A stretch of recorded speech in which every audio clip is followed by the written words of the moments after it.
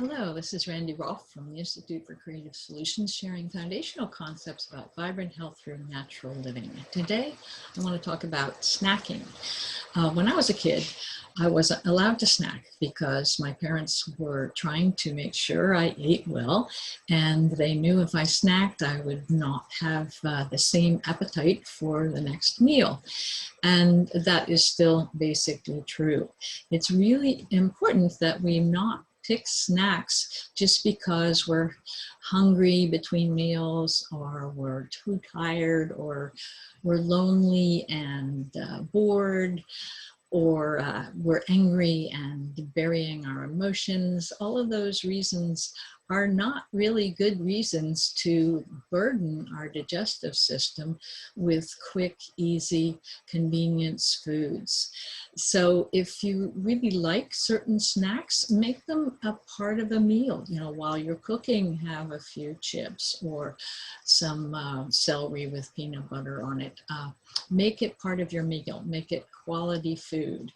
If it's just salty or prefabricated sugary things, it's going to put an extra burden on your digestion, and your next meal will not be digested well.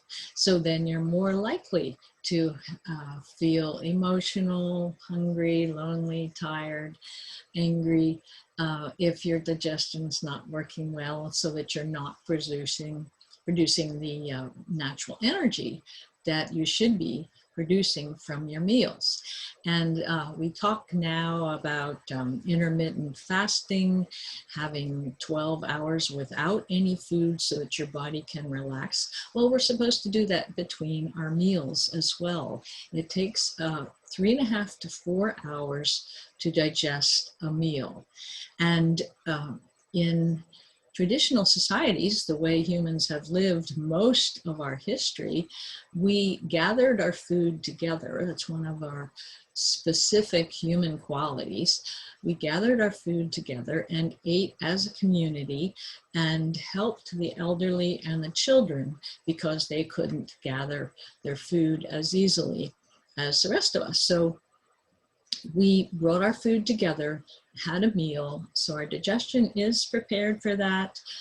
We had communal meals going back 2 million years, according to anthropologists. So this is a normal thing. And the idea of grazing, like some of the primates, we just eat a fruit here and a nut there, that works if it's completely natural and you're one of the great apes. But as humans, we have a community, we bring things together, we cook a lot of our foods, we prepare them in different ways so that we can eat almost anything, not just fruits and nuts and the little bugs that happen to wander by, like some of the primates do. We create meals, and our bodies need time to digest them properly at various different levels of enzymes and stomach acids and bile that are needed to be created and developed and chemically combined with the foods we eat so that the meal is fully digested before it gets to the lower gut, where the healthy microbes can finish it off and produce the immune factors and the B vitamins and those things that we rely on them for. But if you don't have a properly digested meal, you're going to get fermentation, you're going to get air released from both ends of your digestive system and discomfort, and you'll probably want to snack more because your digestion is not feeling good.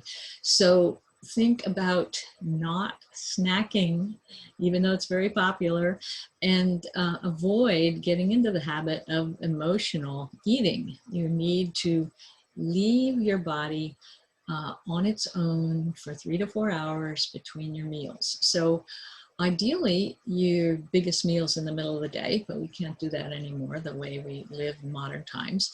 But we do need to have a nice protein breakfast within 2 hours of getting up, and our last eating of the day 2 hours before we go to bed, so that the digestion can actually get going before we're resting. And in between, 3 or 4 hours. So it works very nicely to start eating at 7 or 8 and finish by 7 or 8 in the evening and have a midday meal, hopefully that you've prepared yourself so it's not junk and or over chemicalized or over processed from some kind of midday source. And also be careful of takeout because there's all kinds of things that go on in those foods as well. So that's it on snacking, and have a great week.